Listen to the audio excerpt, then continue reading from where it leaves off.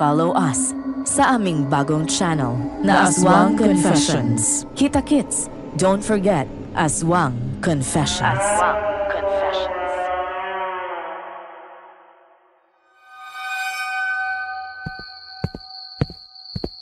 May patay na naman? Oo nga eh. Naubos na naman ang mga manok nila Carlota. Yung 5 natira kagabi. Wala na lahat kanina.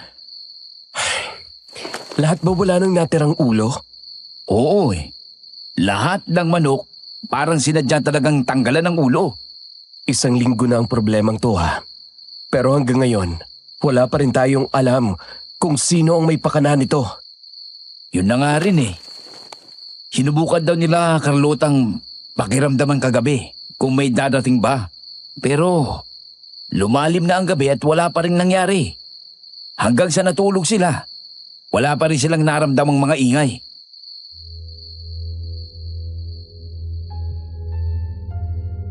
Napabuntong hininga na lang ako nang marinig ang balitang yon mula kay Domingo, isang barangay tanod. Ako si Theodore at isa akong opisyal sa barangay namin. Marami akong hinahawakang problema dito sa amin pero hindi naman sila ganoon kahirap solusyonan dahil kadalasan ay away ng mga kapitbahay o pag-aagaw lang ng teritoryo ang kadalasang nangyayari. Subalit itong sitwasyon namin ngayon ay ngayon lang nangyari. Kaya wala kaming kaide-ideya kung ano ang pinagmulan nito. Noong nakaraang linggo matapos dumaan ang full moon, nakatanggap kami ng report mula kay Molly na nakatira sa Purok 1. Namatay raw ang kanilang mga alagang baka. Paggising nila ang naabutan na lang nila ay mga katawan nito at wala ng ulo, kamay at paa. Sumunod noon ay sa Purok 2 naman, ang kanilang mga manok ay wala ng mga ulong natira. Ngayon umabot na sa Purok 3 na kung saan nandito ang bahay ni Aling Carlota. Napahilamos na lang ako sa mukha habang nakaupo pa rin sa opisina ko.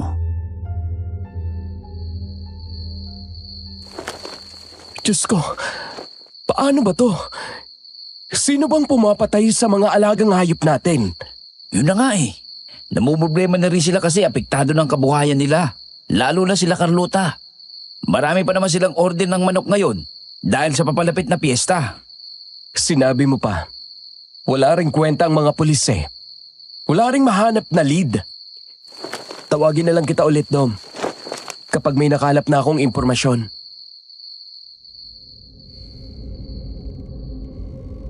Pagkatapos naming mag-usap ni Mang Domingo, naghanda na rin ako para umuwi. Gabi na rin yun at hinihintay na ako ng asawa ko sa amin. Isa rin sa mga inaalala ko ay ang kalusugan ng asawa ko. Nung mga nakaraang araw ay napakatamlay niya. Maputla ang kulay ng kanyang balat at wala rin siyang ganang kumain. Pagkarating ko, dumiretso kaagad ako sa kwarto namin at naabutan ko siyang nakaupo sa kama at mukhang nagpapahinga. Kumusta ka naman, Lynn? Yun ba ang pakiramdam mo? Oo, pero di na rin naman ako nasusuka. Ayoko lang talagang gumalaw. Tingin na kaya tayo sa doktor. Nag-aalala na ako eh. Baka mapano ka pa. Hindi na. Kaya ko pa naman eh. Tsaka baka mawala rin to bukas.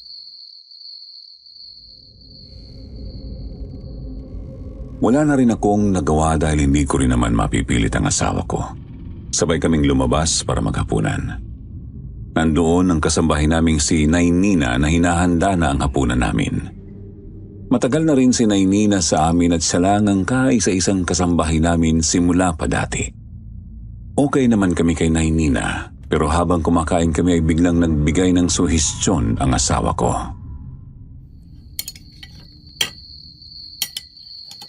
Theo? Ba't di kaya tayo kumuha ng isa pang maid?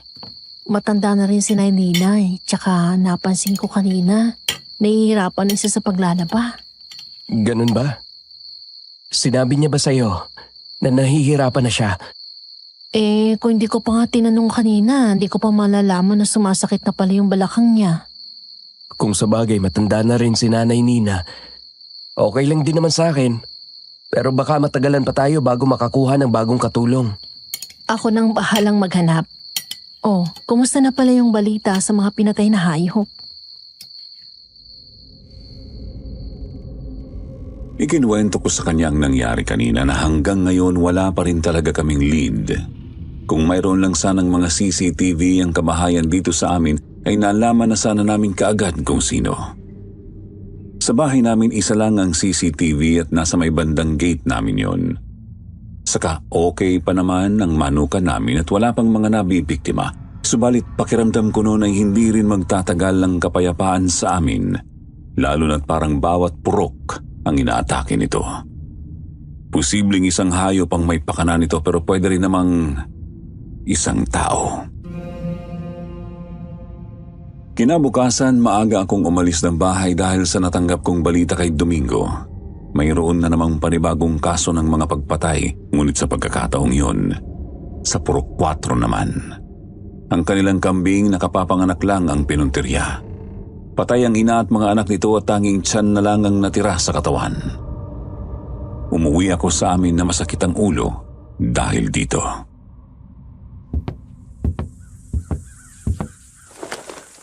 Oh, mahal. Maaga ka yata ngayon. May panibago na naman kasing kaso. Patay lahat ng kambing nila pari Jules. Naku, mukhang palala na ng palala yan ah. Kapag talaga nahuli namin kung sino o ano man ang nasa likod nito, malilintikan talaga to sa akin. Nga pala, Teo, may hinahanap na pala akong maid na pwede magtrabaho sa atin. Naalala mo si Tupe? May pinsan daw siya naghahanap ng trabaho ngayon kaya nirekomendo niya sa atin. Mapagkakatiwalaan ba yan? Tsaka baka wala yung alam sa mga gawaing bahay Huwag kang mag-alala. Ako mismo ang bubusisi sa kanya. I-interviewin ko rin muna syempre.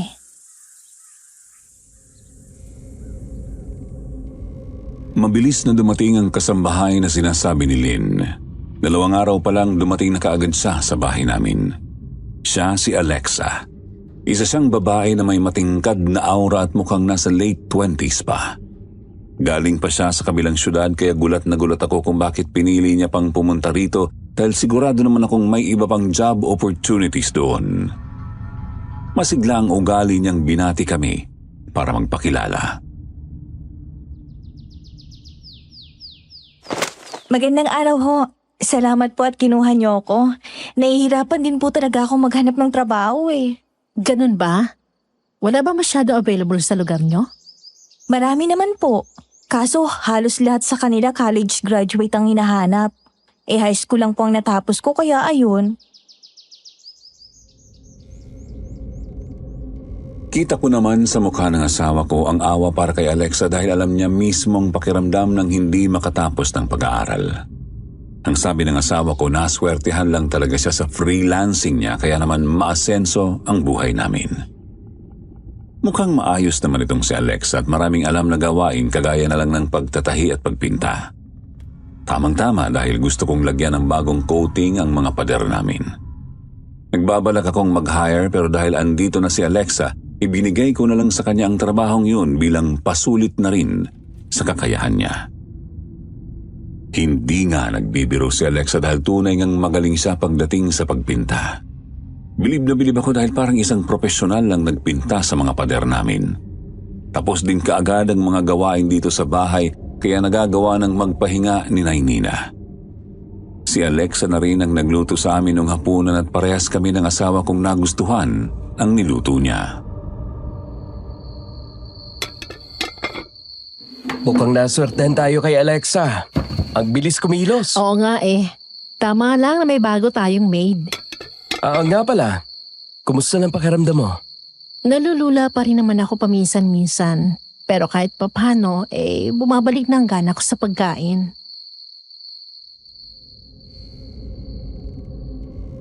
Napahinga naman ako ng maluwag dahil sa isinagot ng asawa ko. Natapos ang hapunan namin na parehas na magaan ang mga mood namin. Nauna siya sa kwarto habang ako naman ay nagtungo muna sa manukan ko para tingnan ang mga alaga ko. Palabas ako noon mula sa pinto ng kusina nang makasalubong ko si Alexa. May hawak itong isang piraso ng balahibo ng manok sa kamay.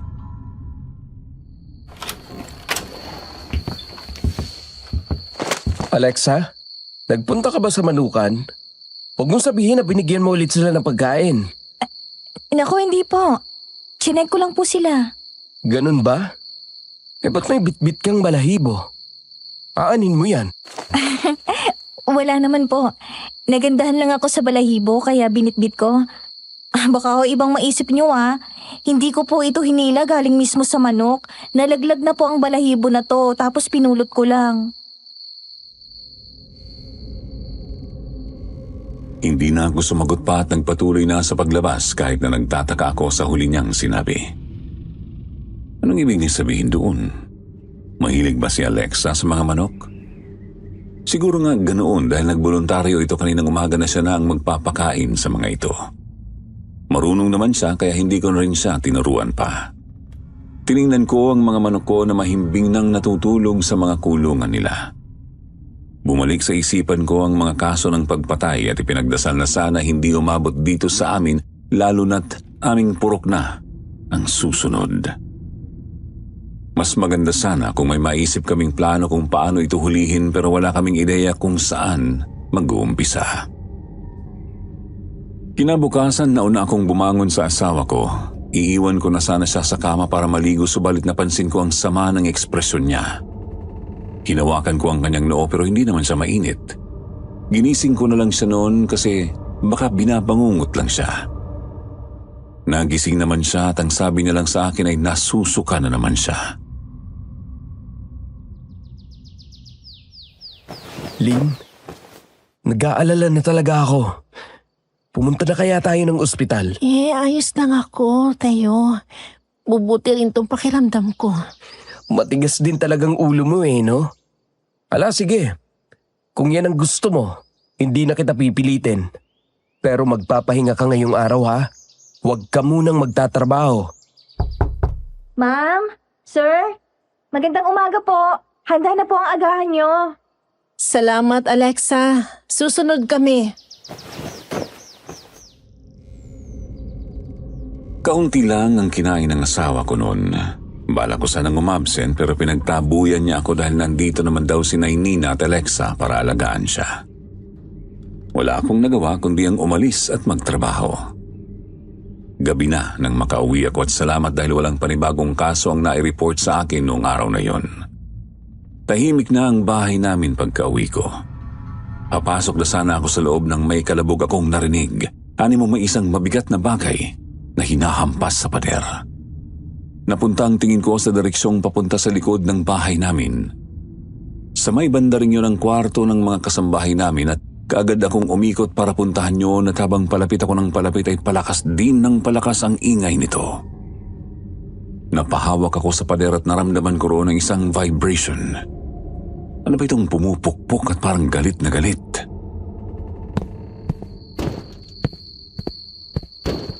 May tao ba riyan? Magsalita ka kung sino ka man. Magandang gabi po, sir. Ay puta. Diyos ko. Alexa! Hindi ka naman nagdahan-dahan. Nagulat tuloy ako. Ano po bang ginagawa nyo, sir? May ingay kasi na pumupukpok Hindi mo ba naririnig? Ano pong ingay? Pagkatapos niyang tanungin yon, doon ko lang din napagtanto na nawala na pala ang ingay na parang may nagdadabog sa pader namin. Napakamot ako sa ulo ko kasi imposible namang hindi narinig ni Alexa yon kung nandito lang naman siya sa bahay namin. Kaso sa tingin niyang nagtataka, sa tingin ko'y wala talaga siyang narinig. Binaliwala ko na lang iyon.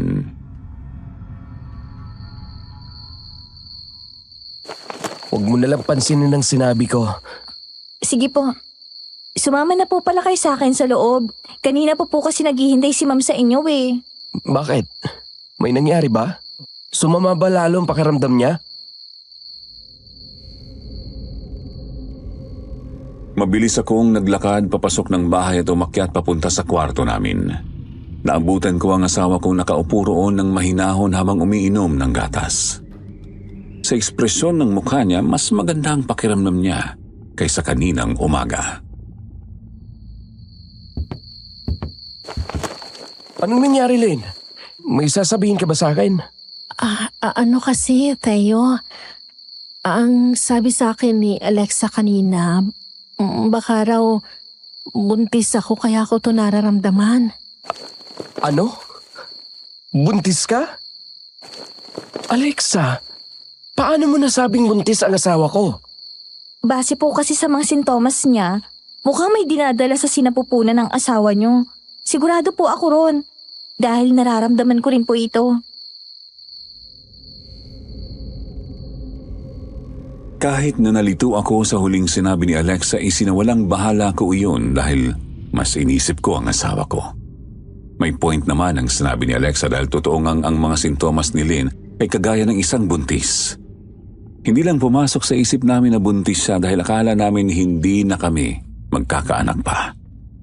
Matagal na rin kasi kaming kasal at sinubukan namin dati, subalit hindi kami biniyayaan. Nagpatingin na kami sa doktor dati at ang sabi sa amin wala naman daw problema sa aming dalawa. Tinanggap na lang namin noon na baka hindi talaga para sa amin ang magkaanak. Subalit dahil sa balitang ito, hindi ko mapigilang umasa. Hindi kaagad ako nagdalawang isip na dalhin si Lynn sa ospital upang makumpirma kung buntis pa talaga siya.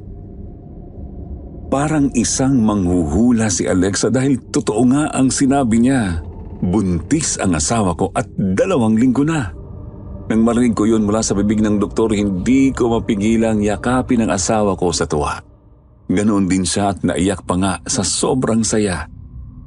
Pagkatapos naming magpa-check up, huminto muna kami sa isang bakery shop para mag-order ng cake bilang maliit na selebrasyon. Pagdating namin sa bahay, naabutan namin si Alexa sa labas. Ang akala namin ay naghihintay sa amin pero may kausap pala siya. Isang lalaki na nasa 40s na ang edad. Mukhang seryoso ang pinag-uusapan nila dahil sa ekspresyon ng kanilang mukha. Napuksa mo na ba? Oo, ang dali lang eh. Sa lahat ng mga napuksa ko, yun yata ang pinakamadali. Ang kaso, hindi lang isa kundi meron pa. At mukhang isang tong problema. Bakit? Hindi ba umepekto sa kanya? Sabi ko naman kasi sa'yo, huwag mo nang idaan pa sa lason. Aswang yun eh. Diretsuhin mo na sa mga alaga mo. Huwag ka na mag-alala, alam kong ginagawa ko. Alam ko, pero bilisan mo. May bago na naman kasing problema sa kabila. Anong pinag-uusapan ninyo? At sino po pala sila? Ay, sir, papa ko pala. Dinaraw niya lang ako. Hindi naman po ganun kaseryoso ang pinag-uusapan namin. Tungkol lang puro sa mga pagpatay ng hayop dito sa barangay nyo. Alam mo ang mga nangyayaring pagpatay rito? Sa katunayan po, alam ko po kung anong pumapatay sa lugar nyo. Ang payo ko lang sa inyo, maghanda na kayo dahil mataas ang tsansa na sa inyong manukan ang susunod. Ano? Papaano mo naman yun nasabi? Tsaka paano mo nalaman kung anong pumapatay sa amin? Eh kami nga ay wala pang ideya.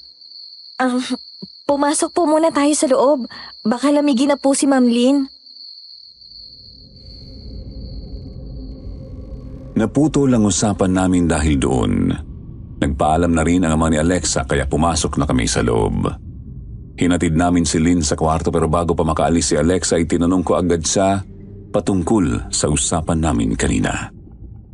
Alam kong sinadya niyang putulin ang usapan namin kanina at nakikita ko sa mga mata niyang pagdadalawang isip kung sasabihin niya ba sa akin o hindi. Anong mga nalalaman mo, Alexa? Kailangan niyo pa po bang malaman, sir? Oo naman. Sa akin naka-assign ang problema na yan. Ayaw ko na rin pang mabalot sa pag-aalala ang mga tao rito sa amin. Naiintindihan ko po kayo, sir. Pero mas makabubuti po sa inyong hindi niyo na po ito malaman. Huwag po kayong mag-alala. Dahil hindi rin naman magtatagal ang nilalang na ito sa barangay niyo. Anong ibig mong sabihin? Kung magsalita ka parang alam na alam mo talagang tungkol dito. Bakit kasi hindi mo nalang sabihin sa akin? Kailangan na kailangan ko talagang malaman para sa ikatatahimik ng lahat. Maniniwala ka po ba? Kapag sinabi kong isang aswang ang may pakana ng lahat ng ito? Ano? Isang aswang? Nagbibiro ka ba? Hindi naman totoong mga aswang. Paano magkakaroon ng aswang dito sa amin? Kagaya po ng sinabi ko kanina, mas mabuting hindi ko na po sabihin sa inyo. Isa sa rason kung bakit ay dahil sa reaksyon nyo. Hindi nyo ho ako pinaniniwalaan. Babalik na po ako sa kwarto ko at malalim ng gabi. Iniwan kami ni Alexa na puno ng pagkalito. May parte sa aking pinagsisihan ang pagtawa ko dahil sa naging reaksyon ni Alexa. Paano ko ba naman kasi paniniwalaan yun kung hindi pa ako nakakakita ng aswang sa buong buhay ko?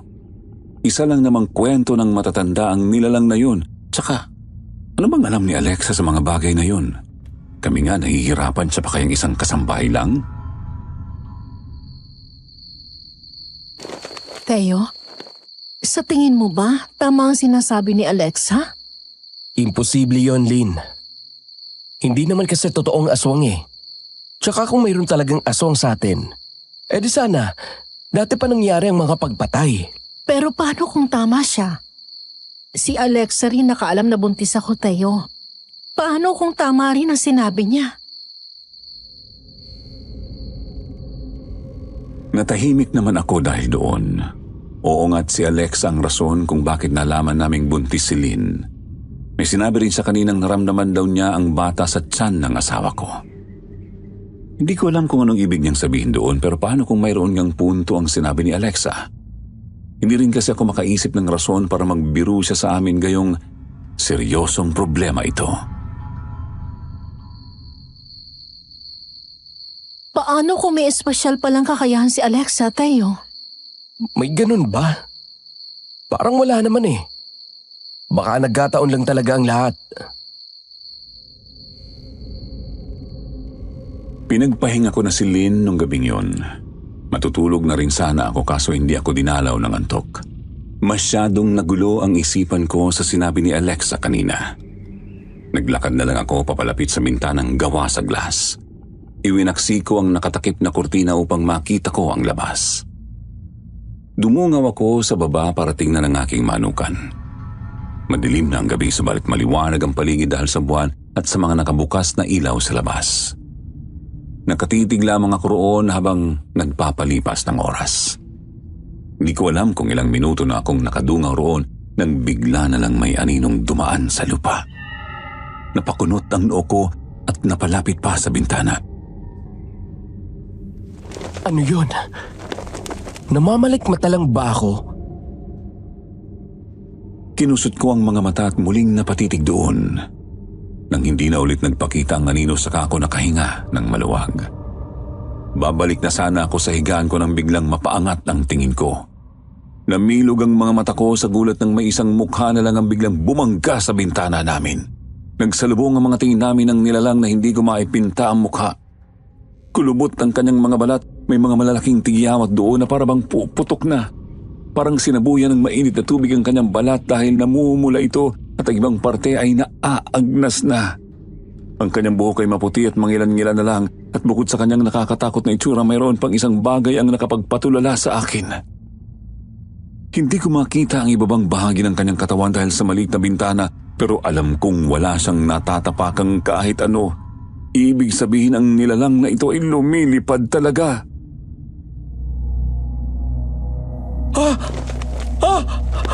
Aswang! May aswang! Kaagad akong napatras. Dahil naghalo-halo na ang pagkataranta at kaba sa katawan ko, hindi ko na nakontrol pa ang sarili at natumba. Gumapang ako papunta sa kama habang paulit-ulit na sumisigaw. Nagising ang asawa ko dahil sa ingay na nagawa ko. Theodore? Anong nangyayari? Ba't nasa sahig ka? May aswang, Lynn!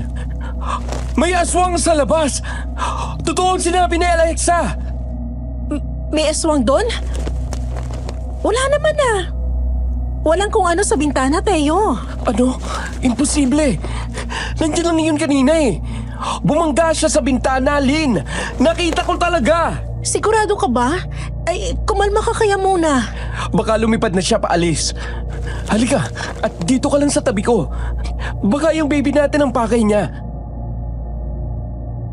Hinila ko papalapit sa akin ang asawa ko. Parehas kaming nagtalukbong ng kumot. Kita ko sa kanyang mga mata ang pag-aalala sa akin pero hinayaan naman niya ako at saka pumikit para matulog na ulit. Pinahid ko ang mga pawis na tumutulo na sa aking noo at saka humiga sa tabi ng asawa ko. Dahan-dahan kong pinapakalma ang sarili ko noon habang alerto pa rin sa paligid ko. May pag-asang babalik ang aswang na yon para sa amin. Imposibleng naligaw lang siya dito lalo na't kitang-kita ko sa mga mata niya ang tapang. Animo handang pumatay ng kahit na sino man. Dahil dito hindi na talaga ako dinalaw pa ng antok. Na-focus na lang ang isipan ko sa pagplano sa magiging aksyon ko patungkol dito at kung paano ko ito sasabihin kay Domingo sa paraang mapapaniwala ko siya. Teo, naririnig ko pa rin ang tibok ng puso mo. Gusto mo ba muna uminom ng tubig? Hindi. Ayos lang ako. Matulog ka na. Kakalma rin ako maya-maya. Dapat akong maging handa. At baka biglang bumalik ang aswang. Kung totoo ang sinabi mo, ibig bang sabihin nun na hindi talaga nagsisinungaling si Alexa sa atin? Parang gano'n na nga, Lynn. Na hindi ko nga naisip kung bakit napunta siya sa ganoong konklusyon eh. Baka maraming alam sa mga ganitong bagay si Alexa. Hindi ko nasabi sa'yo kanina pero alam mo ba? Yung papa ni Lynn kanina ay titik na titik sa tiyan ko. Ano? Hindi kaya naramdaman niya ring buntis ka? Siguro nga. Anong meron sa pamilya nila at ang lakas nilang makiramdam? Imposible naman kasing nagkataod lang ang lahat. Nung ini-interview namin si Alexa, wala naman siyang binanggit na kakaiba sa pamilya niya. Ang kanyang ama ay nagtatrabaho bilang mason habang ang mama niya naman ay mananahi. Bukod doon, wala na siyang ibang sinabing detalye. O baka naman yun lang ang gusto niyang malaman namin. Hindi rin naman kasi masyadong importante sa amin yun dahil ang mahalaga ay ang kakayahan niya bilang kasambahay mismo. Pero dahil humantong na sa ganito, sigurado nga may malaking ambag ang pamilya niya kung bakit ganito si Alexa. Natigil ang pag-uusap namin ng asawa ko nang bigla na lang kaming makarinig ng katok sa bintana. Kaagad napapikit ang asawa ko nang yakapin ko siya ng mahigpit. Teo, Shh! Huwag ka maingay. Malakas ang kutob kong aswang ang nandoon. Sino pa naman ang makakakatok sa kwarto naming nasa ikalawang palapag kundi isang nilalang na marunong lumipad? Nanatili kaming tahimik ng asawa ko at wala sa amin ang gumalaw hanggang sa tuluyang nawala ang mga katok. Nagtagal kami sa ganoong posisyon hanggang sa nakatulog ang asawa ko. Hindi ko alam kung ilang oras na akong gising basta narinig ko na lang ang mga ingay ng mga yabag sa salas. Mukhang gising na ang mga kasambahay namin at naghahanda na para sa umaga. Dahan-dahan akong bumangon habang ramdam na ramdam ko sa katawan ko ang pagod. Kahit isang oras man lang hindi ako nakatulog. Napatingin ako sa bintana. Wala na ang aswang doon at naninilaw na kalangitan ang bumungad sa akin. Hudyat nagigising na ang araw. Napatayo ako sa kama nang makarinig ng katok mula sa pinto namin. Bumungad kaagad sa akin si Alexa. Maliwalas ang kanyang mukha na animo ang sarap ng naging tulog niya. Taliwas na taliwas sa estado ko. Good morning, sir. Mukhang hindi po kayo nakatulog ah. Dapat mo pa ba yung punahin? Tsaka paano ako makakatulog kung may aswang na nagpakita sa akin kagabi? Oh? Pwede niyo bang ilarawan sa akin ang nakita niyo, sir? Nakakatakot ang mukha niya. Ang daming kulubot tsaka tigyawat. Tsaka may pakpak siya na parang sa paniki. Bumangga siya sa bintana ko kagabi. Naku, sir. Kung mamalasin ka nga naman, mukhang dumating na nga siya sa inyo. Anong ibig mong sabihin? Makahulugang ngumiti sa akin si Alexa at sa totoo lang hindi ko talaga nagugustuhan ng ngiti niyang yon dahil nagmumukha siyang natutuwa sa mga nangyayari. Para bang aliw na aliw siya sa mga kaganapan dito sa bahay. Bago ko pa siya sitahin sa kanyang gawi ay biglang pumasok sa isipan ko ang manukan namin. Nandito sa amin ang aswang kagabi at kung isang aswang may pakana ng mga pagpatay, hindi malabong pinuntirya rin ang manukan namin. Kaagad akong napababa at napatakbo papunta sa likod ng bahay namin. Habol-habol ko ang paghinga ng makarating at halos mawalan ako ng gana sa buhay nang makita kong wala nang natira sa mga alaga ko. Lahat sila ay nakahandusay sa loob ng kanilang kulungan na wala ng ulo, pakpak at mga paa, pati ang mga sisiw hindi rin pinalagpas. Hindi. Ang mga alaga ko! Diyos ko! Matagal ko rin itong inalagaan! Hindi ito maaari! Hindi man ito ang main source ng kabuhayan namin, nakatutulong pa rin sa amin ang manukan kapag may mga panahong hindi maganda ang daloy ng trabaho. Bukod pa roon, ang mga winaldas ko para sa pagkain nila pati na sa kanilang vitamins ay nauwi lang sa wala dahil dito. Lintik na aswang na yan! Puta! Inubos niya ang mga alaga ko! Hinding-hindi ko to palalampasin! At ano naman po ang gagawin niyo, sir? Ano pa ba? Eh di huhulihin ko siya. Ipapaalam ko kaagad ito kay Domingo. At paano niyo naman ho siya huhulihin? Alam niyo ho ba kung paano manghuli ng isang aswang? Natigilan ako sa tinanong sa akin ni Alexa. Oo nga, wala akong alam kung paano manghuli ng aswang. Nilingon ko naman siya at tatanungin sana pero napakunot ang noo ko nang makita ang ekspresyon ng kanyang mukha. Kung kanina ay naaaliw siya, ngayon naman ay parang nasasarapan siya habang titig na titig sa mga manok kong wala ng buhay. Namumula ang mga pisngi nito at hindi mawala-wala ang ngiti sa mga labi. Napaatras ako mula sa kanya nang magsitayuan ang mga balahibo ko sa katawan. Ano bang problema mo? Ba't ganyan na lang ang mukha mo? Natutuwa ka bang namatay lahat ng alaga ko? Naku, hindi ho. Siyempre hindi po ako natutuwa na namatayan kayo ng mga alaga niyo. Huwag niyo na lang ho akong pansinin. May iniisip lang ho ako. At ano naman yun? Ikaw, Alexa, ha? Kahapon ka pa. Paano mo nalamang isang aswang ang may kagagawan sa lahat ng ito? Ha? Sabihin mo sa akin. Sabihin na lang ho natin na nagkataon lang ang lahat. Huwag mong ilihis ang usapan. Bakit ayaw mong umamin? Siguro may kinalaman ka sa mga nangyayari, no? Ano pong ibig niyong sabihin doon, sir? Na may kinalaman ka. Magkakampi siguro kayo ng aswang, no? Nagsalubong na ang mga kilay ko habang nakatingin sa mukha niyang hindi pa rin nagbabago ang ekspresyon. Wala na akong maisip ang ibang rason kung bakit ganito na lang ang kanyang ugali. Nakakatawa rin kasing isipin ang mga pagkakataon na para bang sinadya ang lahat. Sinusubukan kong hulihin si Alexa sa mga tanong ko pero kahit nakaunting gulat man lang wala akong makita sa mukha niya. Imbes ay binigyan niya lang ako ng isang tawa. Imposible naman yatang ibinibintang niyo yan, sir. Kahit kailan, hindi ko magiging kakampi ang mga hayop na kinamumuhian ko.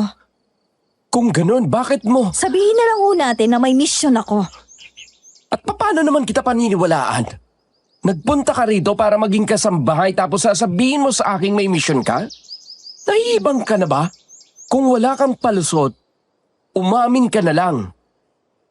Sir, mas mabuti pong bumalik na ho tayo sa loob.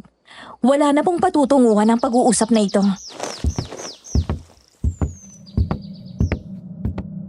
Hindi ako nakasagot at tuluyang nagitla sa kinatatayuan habang si Alexa ay naglakad na papasok. Yung mga titig niya kasi na binigay kanina ay parang nagbabanta. Nawala ang kanyang ngiti at napalitan iyon ng diin sa bawat salitang binitiwan niya kanina. Para bang ipinapahiwatig niya sa akin na kapag nagpumilit pa ako sa gusto ko ay mayroong hindi magandang mangyayari sa akin. Napakuyom na lang ako sa mga kamao ko dahil sumama lalo ang pakiramdam ko sa kanya. Tumaas lang ang suspetsa kung mayroon siyang kinalaman sa lahat ng ito. Kailangan kong humanap ng ebidensya sa lalong madaling panahon. Naglakad ako papasok na mabibigat ang mga paa. Hindi pa rin naging mabuti ang mood ko kaya hindi ko napansin na may nakasalubong ako. Bumangga sa akin si Nainina dahil siya rin ay hindi nakatingin sa kanyang daraanan. Nakayuko kasi siya para bang may sariling iniisip. Dahil masama na ang umaga ko, hindi ko napigilang pagbuntungan siya ng galit ko.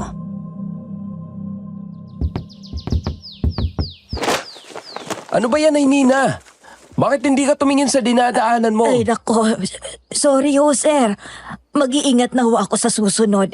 Pasensya na po ulit. Nako, Nainina. Sunod-sunod na ho yata ang pangit ninyong performance Kung hindi lang dahil sa inyo, hindi na sana kami kumuha ng panibagong kasambahay. Ano, Nay?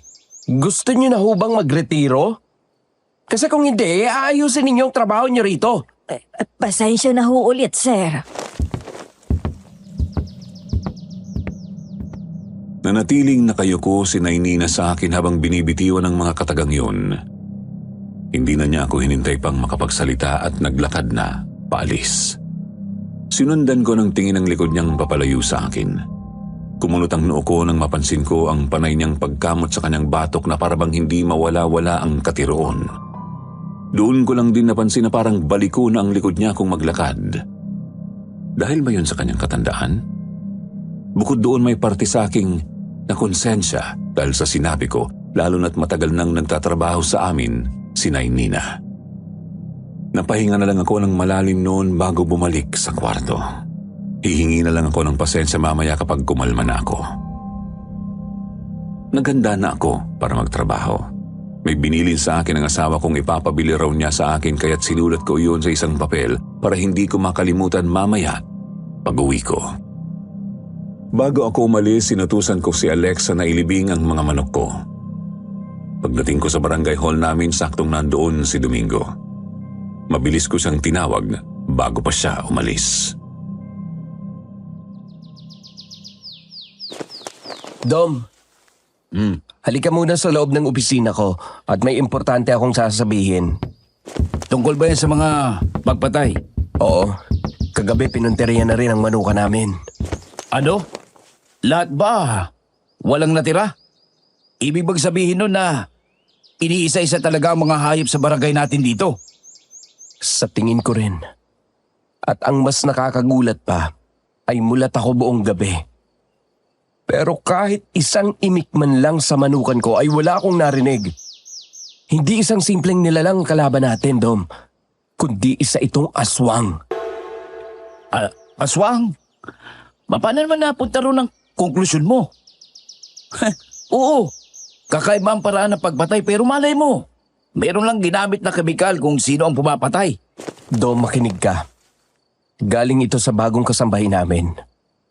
Siya ang nagsabi sa amin na isang aswang ang may pakana ng lahat ng ito. Hindi ako naniwala sa kanya nung una.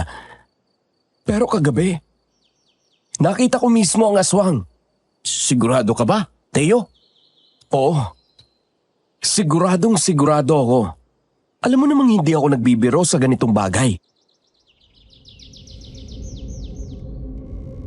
Dumaan pa ng ilang minuto bago ko nakumbinsi si Domingo patungkol sa aswang. Sinabi ko na sa amin na muna itong dalawa at saka nasasabihin sa ibang mga opisyal kapag may naisip na kaming paraan kung paano hulihin at puksain ang aswang. Bago ako umuwi sa amin, hindi nawala sa isipan ko ang mga huling sinabi sa akin ni Dom. Alam mo ba kahapon?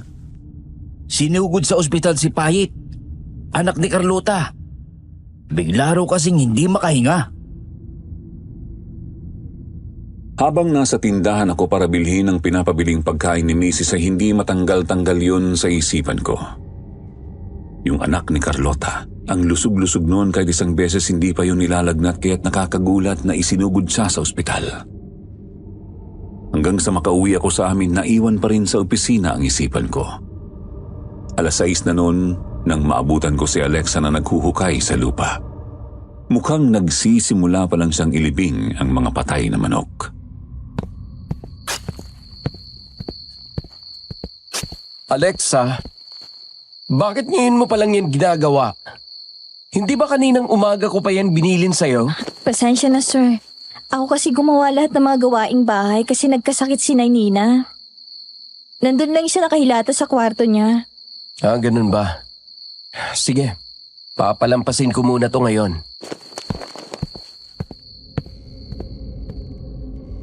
Pumasok na ako at nagpunta sa kwarto kung saan nagpapahinga ang asawa ko.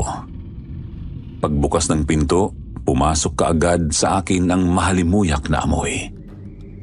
Napakunot ang noo ko dahil yun ang unang beses na naamoy ko ang ganoon sa kwarto namin.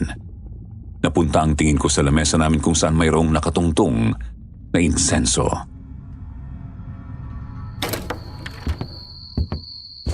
Oh, Teo, nandito ka na pala. Nabili mo ba yung bilin ko kanina? Oo naman. Eto ng pagkain mo. Bakit may insenso pala dyan? Bumili ka? Hindi ba ikaw ang napabili niyan kay Alexa? Ano?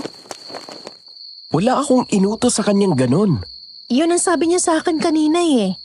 Inutusan mo raw siyang bumili ng insenso para sa kwarto natin.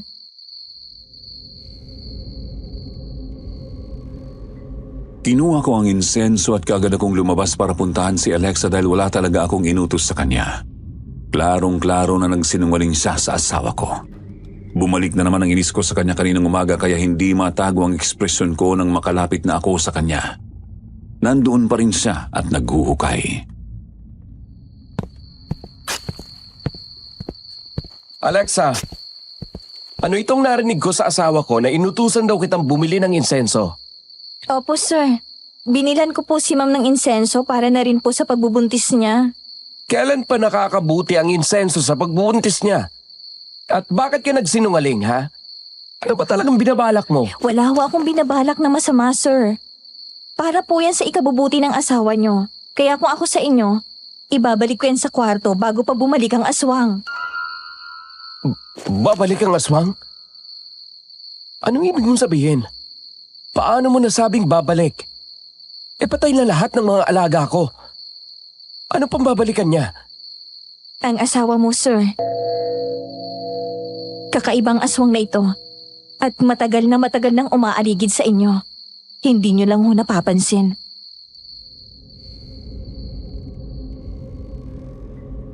Biglang umihip ang hangin kaya napaatras ako mula sa kanya. Tumindig ang mga balahibo ko sa katawan matapos kong marinig iyon mula kay Alexa. Nawala ang masigla niyang aura at napalitan ng mga tingin niya kaninang umaga, ngunit walang mga pagbabanta. Kinuha niya sa kamay ko ang insenso at ipinaliwanag sa akin na may kakayahan daw itong itaboy ang aswang dahil ayaw ng mga aswang sa amoy nito. Hindi man tuluyang mapapatalsik nito ang aswang, magbibigay ito ng distansya kay Lynn at oras para sa kanya. Naguluhan ako sa huli niyang sinabi kaya nagtanong ako. Anong ibig mong sabihin? Sa akin na lang ho yun, sir. Nga po pala, hindi niyo po ba bibisitahin si Nina? Oo nga pala.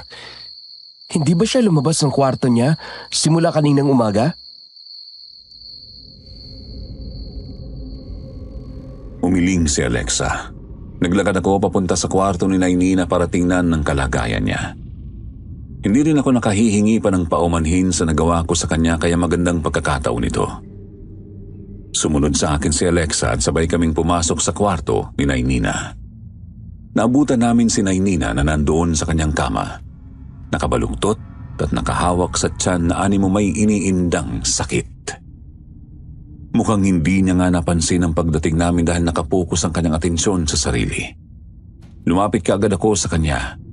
Doon ko napansin ang kanyang lieg na nabalot sa kulay pula. Ang ibang parte pa nito ay nagkasugat na dahil siguro sa kakakamot ni Nina. Pero may napansin akong kakaiba. Bukod sa mga marka ng pagkamot, para bang mayroong mga insektong kumagat sa kanya.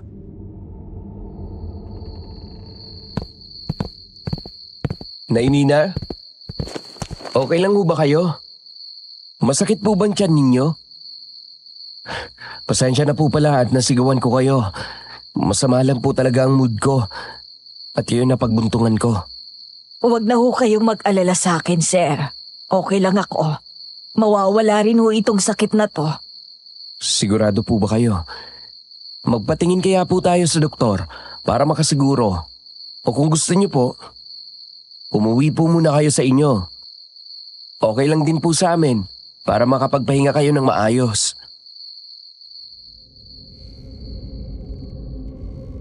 Umiling si Nainina sa suhestyon ko at mananatili raw siya dito sa amin.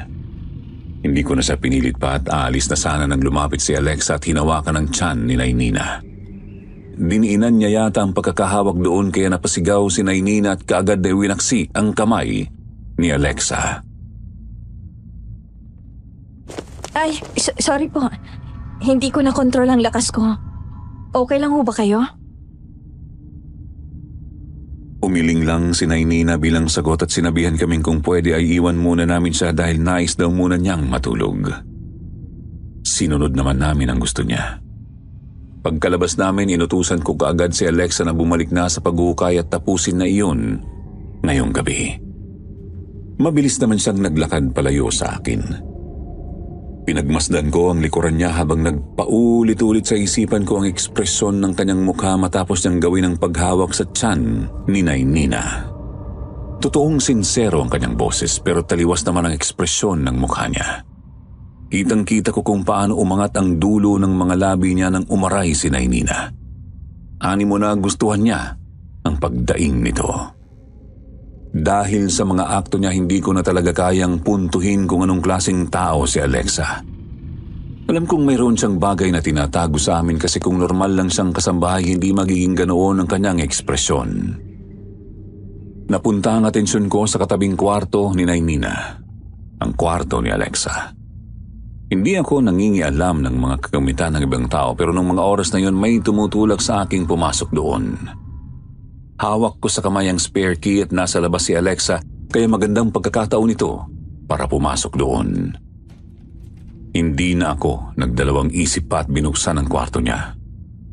Pagbukas ko, bumungad kaagad sa akin ang napakalinis niyang kwarto. Kahit isang alikabok, wala kang makikita. Ang mga kagamitan niya rin ay nakahilera ng maayos. Wala naman ako napansing kakaiba sa kwarto niya kaya lalabas na sana ako nang mahagip sa paningin ko ang isang transparent box na nasa ilalim ng kama niya. Ano yun?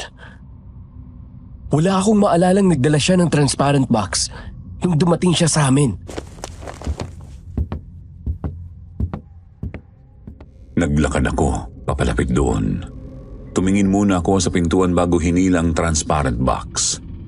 Nagulat pa ako dahil may kabigatan ito. Mabilis na kumunot ang noo ko nang makita ko ang laman nito.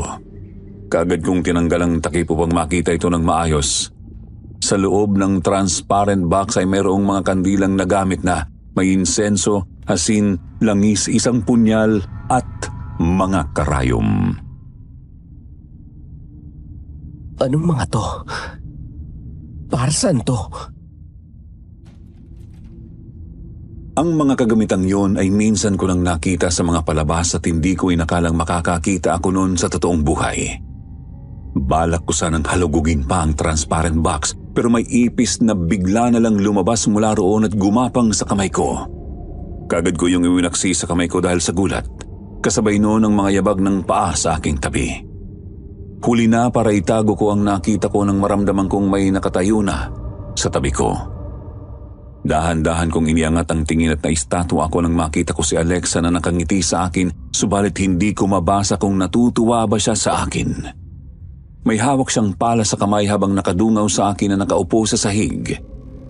Napalunok ako habang nag-iisip ng palusot sa sitwasyong ito.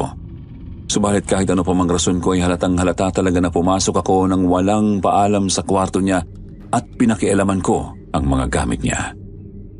Huling-huli na ako sa akto. Bumaba ang tingin niya sa transparent box. Kahit sandali lang yun, kita ko ang pag-igting ng panga niya. Ano pong ginagawa niyo sa kwarto ko, sir? May kailangan ho ba kayo? Mawalang galang na po. Pero hindi niyo ho ba alam na hindi magandang ugali ang mga alam sa gamit ng iba? Wala naman akong iniisip na masama. Bukas kasing kwarto mo. Isasarado ko lang sana kaso napansin ko itong transparent box. Ah, ganun po ba? Kaya pala may susing nakalambitin dun sa doorknob. Mahina akong napamura dahil nakalimutan ko nga palang tanggalin ang spare key roon. Tuluyan na talaga akong nahuli sa pagsisinungaling ko. Tumayo na lang ako, tumikhim at sinalubong ang kanyang tingin upang hindi ipahalata ang kaba ko. Dapat lang siguro ako magduda sa'yo. Lalo na't nagsinungaling ka sa akin tungkol sa insenso. Sinabi ko na ho, sir. Para po yun sa ikabubuti ng asawa nyo. Hindi pa ako tapos sa aswang na ito. Kaya kung maaari, huwag niyong pakialaman ang mga gamit ko. Ano ba kasing mga to? Ba't ang daming karayom? Tsaka ba't may punyal ka? Aanin mo yan? Ah, itong punyal ba? Kinuha ni Alex ang punyal at pinaglaro nito sa mga kamay ko. Pagkatapos ay ngumisisa sa akin ng nakakaloko. Kinilabutan ako ng sobra doon at gusto ko na lang lumabas sa kwarto niya dahil hindi ko na talaga naiintindihan ang galawan ng kasambahay namin. May sira ba ito sa utak o ganito lang talaga siya pinalaki?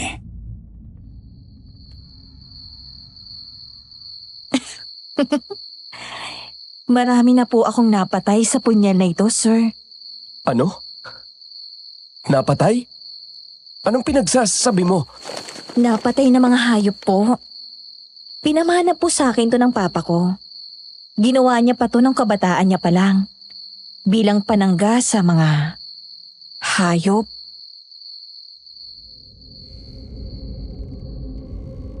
Hindi ko nagawang sumagot noon dahil hindi ko magawang paniwalaan ang mga binibitiwan niyang salita. Sisinungaling lang ba siya sa akin? Hindi na ako sigurado dahil sincero naman ang kanyang boses. Kung hindi lang taliwas ang ekspresyon sa kanyang mukha ay naniwala na sana ako, pero hindi.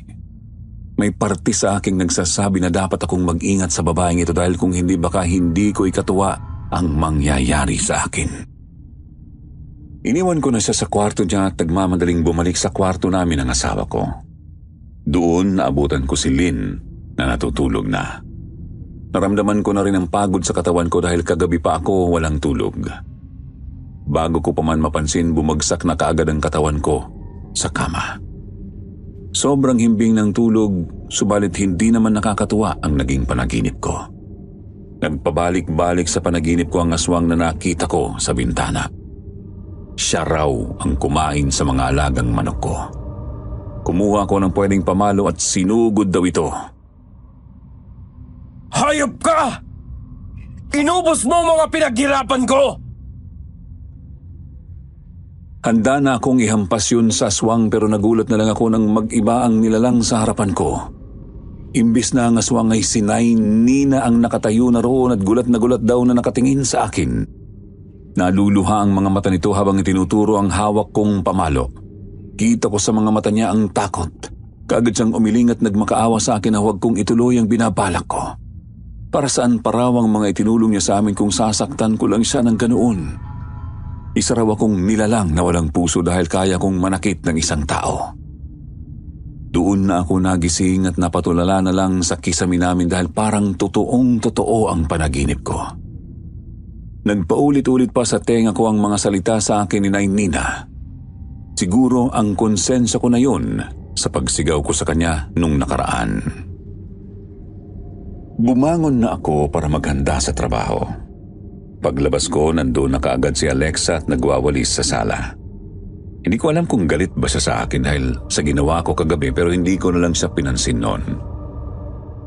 Nagpaalam na ako sa asawa ko na doon na lang ako sa opisina kakain ng agahan. Pagdating ko sa barangay hall, nandoon na kaagad si Domingo na naghihintay sa akin.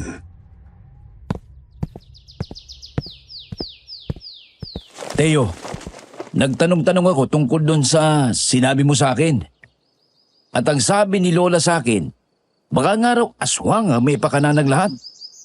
Pwede raw tayong gumawa ng mga panangga kagaya ng bawang tsaka asin. Asin? Ay, Dom, may sasabihin ako. Hindi ba binanggit ko sa'yo yung bago naming kasambahay? Oh, bakit? Anong meron? Nangialam kasi ako sa gamit niya kagabi. At may nakita akong kakaiba. May nakita akong asin, langis, mga karayom, tsaka punyal. Anong klaseng mga gamit yan? Nga pala, munti ko nang makalimutan. Yung anak pala ni Carlota. Namatay na kanina. Natigilan ako sa sinabi niya sa ibinalita niya. Ang bilis ng pangyayari. Tinanong daw nila ang doktor kung ano ang posibleng rason ng ikinamatay ni Payet pero nakapagtatakang wala raw itong maibigay. Umuwi ako sa amin noong gabing yon habang iniisip ang bagay na yon. Papasok na sana ako sa bahay namin at tahimik na ang lahat bukod sa mga tunog ng paang naglalakad. Napatigil ako sa paglalakad dahil nanggaling ang tunog na yon sa likuran ko. Bigla akong nakaramdam ng kabanon nang magsitayuan na lang ang balahibo ko sa kilabot. Paglingon ko ay kaagad na may bumangga sa akin. Napabagsak ako sa sahig habang nanatili ang mga mata na nakatitig sa nilalang. Balugtot ang kanyang katawan na parang may kuba siya sa likod. Hawak-hawak ng mga kamay niya ang tiyan habang umaangil. Hindi siya makalakad ng matuwid at hindi rin maiangat ang tingin sa akin. Subalit alam kong sinadya na talaga akong banggain dahil sa mga tumutulo niyang laway mula sa bibig. Higit pa roon, mayroong mga insektong lumalabas sa bibig niya. Otomatikong pumasok sa isipan ko na ang nilalang na ito ay may balak na saktan ako kaya dali-dali akong tumakbo palayo sa kanya. Ha? Sino ka? Lumayo ka sa akin! Anong klase kang nilalang? Isang pag-angil lang ang sinagot niya sa akin at kaagad akong sinundan. Dumiretso kaagad ako sa kusina at kumuha ng kutsilyo. Sumunod sa akin ang nilalang na yun. Halos gumapang na siya sa akin nang matisod ang kanyang mga paa para lang mahawakan ako. Kaagad kong sinipang kanyang mukha at imbes na gamitin ng kutsilyo, isang kamao ang binitiwan ko. Napabagsak siya ng tuluyan sa sahig. Doon lang ako napatitig sa kanyang mukha na napuno ng mga kung ano-anong bukol.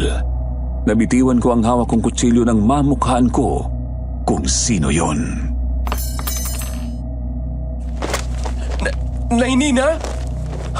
Paano? Halos hindi na ako makahinga sa gulat at pagkalito. Bakit nandoon si Nainina? Bakit naging ganoon na lang ang itsura niya? Balak ko sana siyang hawakan at gisingin pero gumalaw ng kusa ang kanyang katawan. Bago ko pa man siya matulungan ay naunahan ako ng takot. Tumakbo kaagad ako palayo sa kanya at nagpunta sa kwarto namin at sinarado ang pinto. Nagulat ang asawa ko sa inakto ko pero kaagad na napalitan ng pagkalito ang ekspresyon niya. Teo, ayos ka lang ba? Ba't ganyan ang mukha mo? Ba't parang takot na takot ka? Huwag ka maingay. Si Nainina. Nasa labas si Nainina. Kaagad kong tinakpan ang bibig ng asawa ko nang subukan niyang magsalita ulit. Sunod kaming nakadinig ng mga pagkatok sa pinto namin. Nagkatinginan kami ng asawa ko pero kaagad akong umiling bilang pahiwatig na huwag pagbuksan ng kung sino man ang nandoon sa labas ng pinto. Wala rin kasing nagsasalita, tanging mga katok lang. Paulit-ulit ito at walang planong tumigil. Sa tingin ko ay dumaan iyon ng 5 minuto bago naging tahimik muli ang labas. Kahit ganoon, hindi ko pa rin sinubukang silipin ang labas sa takot na nandoon lang siya naghihintay sa labas. Teo, ano bang nangyayari? Si Nainina Lynn. Nakasalubong ko siya sa labas kanina. At hindi na siya mukhang tao. Maraming mga tumutubo sa katawan niya tapos hindi na rin siya makatayo ng tuwid. Mayroon pang mga insekto sa bibig niya. Parang mga ipis yata yun. Sigurado ka ba? Diyos ko, anong nangyayari kay Nainina? Siguradong sigurado ako. Alam ko talagang si Nainina yun.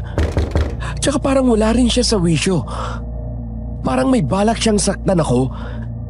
Kaya tumakbo ako papunta rito. Gusto ko sanang sabihin sa asawa ko na namukhaan ko ang aswang na nakita ko kay Nainina. Pero ayokong mabahala si Lynn sa takot na baka maapektuhan ang dinadala niya. Nanatili ako sa tabi niya sa kama habang habol-habol pa rin ang paghinga. Kine-question ko rin ang sarili ko kung bakit naging ganoon na lang si Nainina. Ganoon ba kalala ang sakit ng tiyan niya kaya nagbago ang itsura niya? Ano ang nangyayari sa kanya? Si Alexa, nasan siya? Paano kung saktan siya ni Nainina? Hindi ko siya nakita. Baka nagpapahinga na siya sa kwarto niya. Kaya huwag ka nang mag-alala. Hindi rin ako sigurado kung nasa ligtas na lugar nga ba si Alexa. Pero wala rin akong lakas ng loob na lumabas. Bukod doon, ayokong iwan ang asawa ko at baka may mangyari pa sa kanya. Uunahin ko si Lynn at ang magiging anak namin kahit na ano ang mangyari. Hindi ako lumisan sa tabi niya nung gabing yon hanggang sa makatulog siya. Nanatili akong alerto buong gabi upang makasiguro na ligtas kami. Madaling araw na nang makatulog ako at nagising na lang ako dahil sa nag-aalalang boses ng asawa ko. Naluluha ang kanyang mga mata at kaagad akong napabangon noon dahil sa pagkabahala sa kanyang ekspresyon.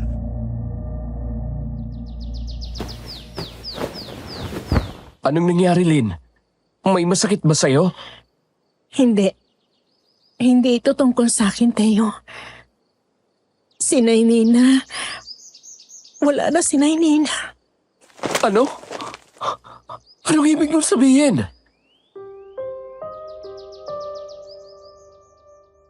Tuluyang naiyak ang asawa ko bago pa niya maipaliwanag sa akin ang nangyari. Kaagad ko siyang niyakap noon at hinintay siyang kumalma bago niya sabihin sa akin ang lahat. Para akong nabingi nang malaman ko kung ano ang nangyari sa kasambahay namin.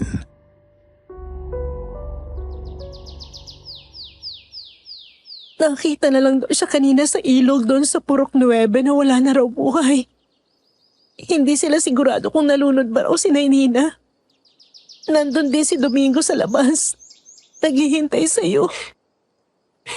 Sige, maghintay ka lang dito sa amin.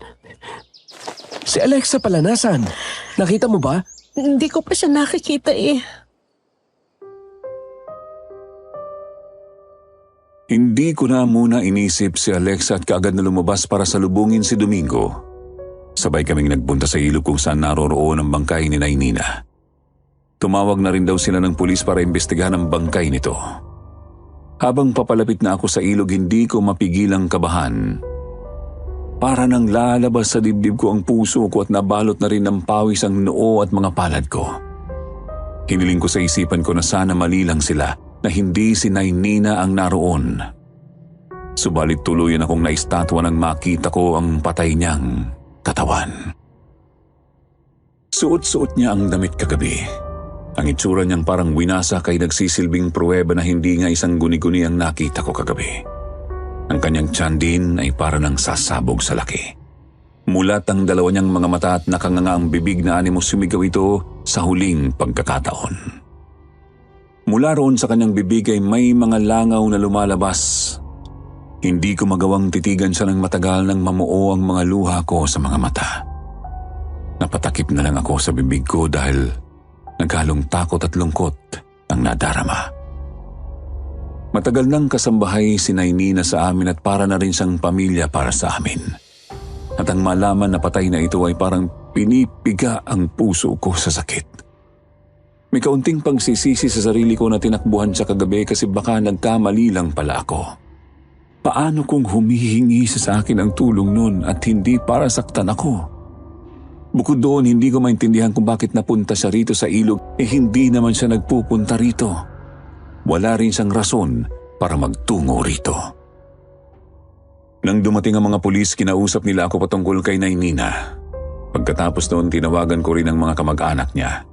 Hindi ko alam kung ilang oras akong nagtagal noon pero nung kinuha na ang bangkay niya ay doon lang din ako nakauwi sa amin. Para akong walang buhay na naglalakad papasok sa bahay namin. Hindi ko na maramdaman ang paligid ko kaya hindi ko napansin ang isang figura na humila sa braso ko. Doon na ako nagising nang makita kong si Alexa pala yun. Dinala niya ako sa likod ng bahay namin. Ano sa tingin mong ginagawa mo? At saan ka galing? Hindi ka raw nakita ni Lynn kanina. Nandun lang naman ako sa kwarto ko at nag-iimpake. Natigilan ako dahil sa pagbabago ng tono ng pananalita niya sa akin. Kadalasan naman ay gumagamit siya ng po at palaging nakangiti sa amin pero nung mga oras na yun, wala na ang masiglahing si Alexa. Ang tono rin ng pananalita niya ay parabang hindi niya ako amo at hindi na ako ang may otoridad sa pagitan naming dalawa. Anong ibig mong sabihin? Aalis na ako rito. Dahil tapos na ang misyon ko. Ayan ka na naman sa misyon mo. Ano ka ba talaga, ha? Ako ang pumatay kay Nainina. At pati na rin sa anak ng kapitbahay niyong si Carlota. Ano? At huwag mong subukang ipagkalat ito. Kung hindi, gagawin ko rin sa asawa mo ang ginawa ko sa kanila. Pero huwag kang mag-alala. Dahil hindi ko itatago sa iyo ang rason kung bakit ko yun ginawa. Ang anak ni Carlota at si Nainina ay mga aswang. Sila ang dahilan sa mga pagpatay na nangyayari sa inyo. Paano naging aswang sila? Lalo na si Nainina. Ang tagal-tagal ninyang nagtatrabaho sa amin. Ngayon palang nangyari ang mga pagpatay. Simple lang ang eksplanasyon dyan. Dahil ang anak ni Carlota ay bago lang hinawaan. Habang si Nainina ay matagal na. Si Payet ang kumakain ng mga hayop. Si Nainina naman, matagal na kayong pinapatay. Anong ibig mong sabihin? Hindi mo ba naisip kung bakit hanggang ngayon, hindi pa rin kayo nagkakaanak? Tuluyan akong natahimik matapos ibulgar sa akin ni Alexa ang rason kung bakit hindi pa kami nagkakaanak ng asawa ko. Hindi dahil may problema sa aming dalawa, kundi dahil kay Nainina. Sir Jupiter, siya ang pumapatay sa anak namin bago pa man namin malamang buntis ang asawa ko. Sa ilang taong nagtatrabaho si Nainina sa amin kahit isang beses hindi ko siya pinagdudahan. Hindi ko pinagdudahan kung bakit palagi siyang nagbubuluntaryo dati na hihilutin niya raw ang asawa ko sa tuwing natatapos na itong magtrabaho sa freelance job niya. Hindi ko pinagdudahan ang mga pagtanggi niya sa tuwing inaalok ko siyang magbakasyon sa pamilya niya. Buong akala ko gusto niya lang talagang magserbisyo sa amin at napamahal na sa trabaho niya. Kaya ganon. Yun pala may tinatago na pala sa amin, si Nainina.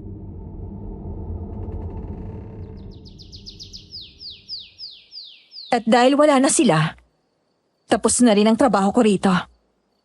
Tandaan mong mabuting sinabi ko sa'yo. Walang makakaalam bukod sa'yo ang tungkol sa nangyari kay Payet at kay Nainina. Ano ka ba talaga? Isa akong mambabarang ng mga aswang.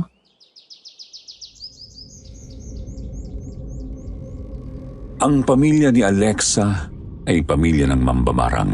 Subalit siya lang at ang kanyang amang pumupunterya ng aswang dahil sa ibang kakayahang ipinagpala raw sa kanila.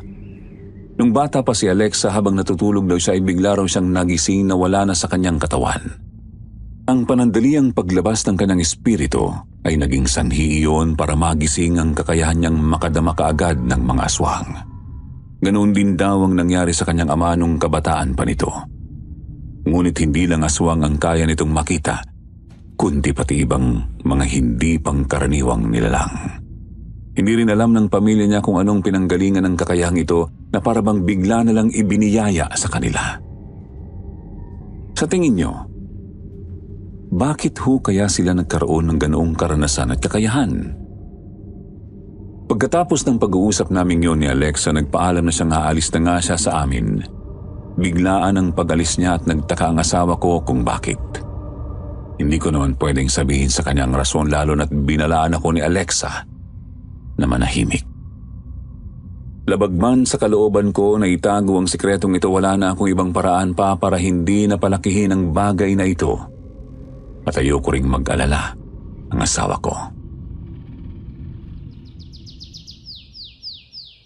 Gusto na raw kasi siyang pauwiin sa kanila ng papa niya at mayroong bagong trabaho na para sa kanya ron.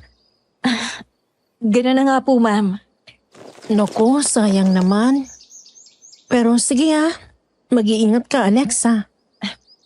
Kayo rin po. Naway malusog ang magiging anak nyo.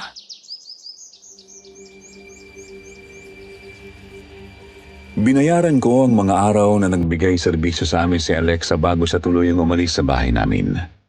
Nahirapan kaagad kaming humanap ng kapalit pagkatapos noon. Hindi ko na maalala kung ilang buwan ang lumipas bago kami nakahanap ng bagong kasambahay. At sa pagkakataong ito, ang kasambahay na ito ay hindi na puno ng misteryo.